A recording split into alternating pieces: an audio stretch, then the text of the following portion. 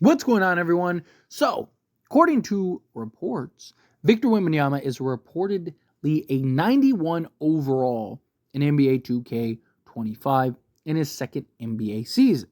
So, the reason I even want to talk about this and bring this up and mention this, no, I don't really talk a lot about 2K and stuff, but 2K and the ratings and all that stuff have really become a huge part of just the basketball culture and players. Like a lot of players really take that to heart, right? You see it all the time when a player thinks that they should be a 90 or something and they get like an 87. They're like, that's ridiculous, right? So it's become a real thing. But it also further highlights Victor Wembanyama and his hype, right? And who he is as a player and kind of the expectations of Victor going forward, right? In 2K24, he was an 84 right out the gate, right? Originally. And then, now you're talking about a 7 point bump, right? Like that's pretty significant, right? Like, and that would put him in the top 20 roughly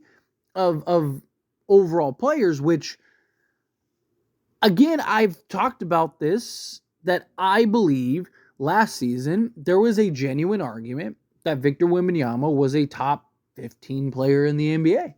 I do, and I think that there is also a possibility that he could move into the top 10 next season, right? So, the rating kind of lines up with what my thoughts were as far as what Victor is as a player wise, right? Because that's the whole point, right? Like the 2K is supposed to mirror what the player and how talented the player is in the real world, right? And so you could play him in that way. So like to me, it's like, okay, he's getting a 91, right? That puts him in the top 15 to 20 range, right? And ratings can get higher and grow. And I think Victor Wembanyama, especially alongside Chris Paul and just this injection of veteranness that they have, right? Harrison Barnes, I think, will go a long way. I just think Victor is going to be spectacular, right? I think Victor is going to be a very big problem this year for most teams. And, you look at the Spurs schedule and just being in the Western Conference, period. Spurs, it's going to be rough for the Spurs, right? I do think that there is the possibility and potential to be a playoff team.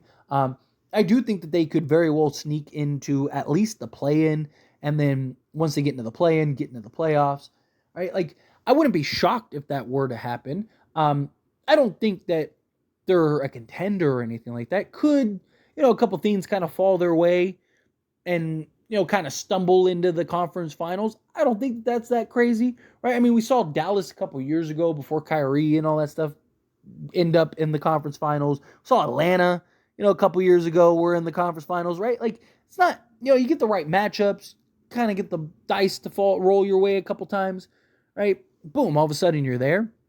But I'm also curious, like, does Victor even care, right? Because, you see a lot of American players, they care. A lot of American players are like, what are you talking about, right? Because it's just, they all play 2K, right? So it's like, it's a thing. It's part of like, you finish a game and then you go play as, one of your teammates or as, one of the players that you admire or whatever, right? So, the 2K rating has really become a big sort of fixture. And so, I wonder how much Victor really cares regardless. I wonder if he's somebody that's like, wow, like a 91, or if he's like, that's too low. I should be, a 98. I mean, I'm sure if you asked him and explained to him and broke it down for him, I'm sure he'd be like, nah, but I should be 100, right? I mean, that's one of the things that I love about Victor Wembanyama is just, you already hear the little subtleties, right? Like, where he's talking about after the Olympics, where he talks about, hey, like, everyone should be worried, like I'm coming type thing. They're like, oh, about the Olympics or about the NBA. He said everywhere, right?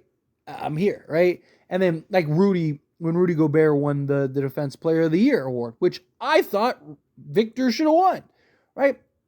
The award is for the best defensive player in the NBA. Anthony Davis and Victor Wembanyama were the best defensive players. Victor Wembanyama was the best defensive player by like every metric. I understand Minnesota had the best overall defense, And a lot of times it's usually how it goes. Same thing like when Marcus Smart won a couple years ago, right? Marcus Smart won it because the Celtics were the best defense team in the league and he was like the anchor. But he wasn't even like in the top 10 in like defensive, right? So, I mean, even on his own team, there was arguments. There were other guys that were better than him. But nonetheless, right? Like, it was like, oh, the best defense teams, give it to him. It's kind of what happened with Rudy Gobert. But I loved like Victor's response where he's like, let him have it this year because that's it. Essentially. He's like, I'm coming for all of them. And he will. I mean, he already might be the best defensive player in the NBA just by his impact and the way that he can just control an impact on that side of the basketball. Like, I mean, there were people that are not people, but players that literally would get into the paint. Victor wouldn't even like be necessarily like he might have his back turned, and just because he was there, teams like players would back out and bring it around. Right? Because they were just like, oh man, if he turns around, he's gonna block this stuff. Right? It's so funny to me. But kind of bringing it back to 2K and just the rating overall, like 91 I think is close. I figured, if I had to guess, I would have guessed, probably like an 89, somewhere in that range, 89, 90.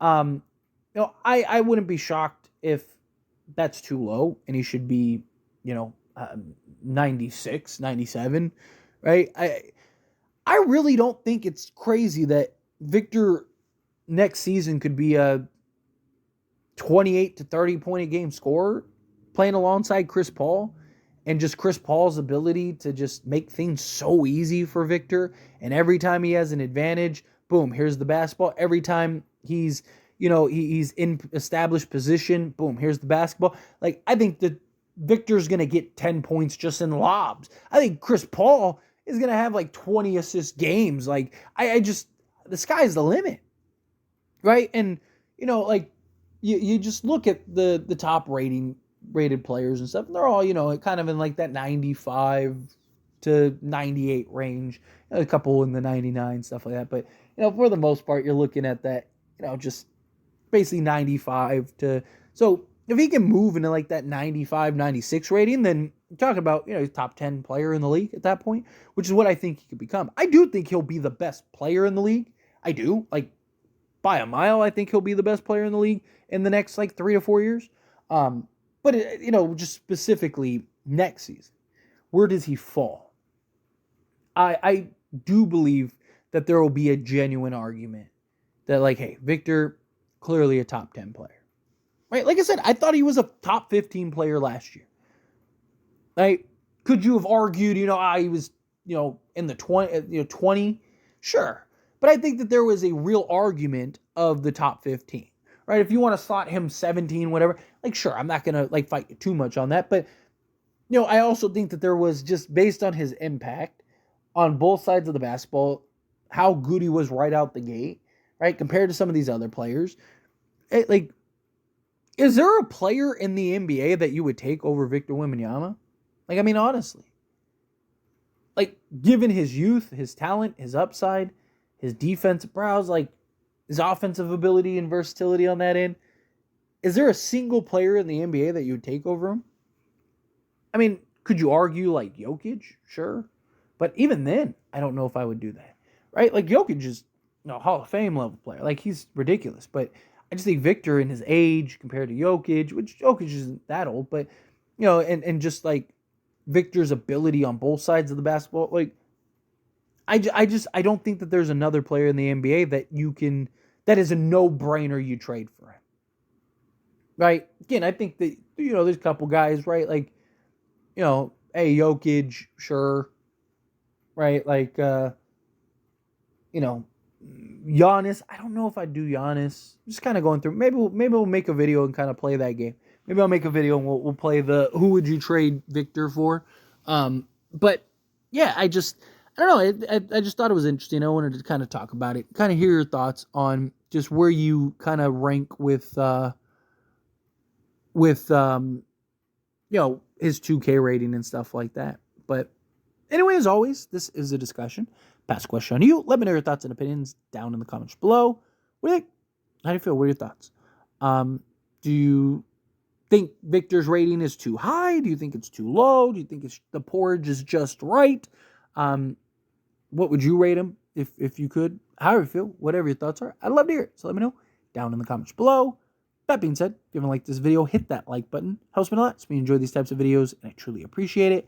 Not subscribe channel, hit that subscribe button. Turn on the bell notifications. Appreciate y'all. See you.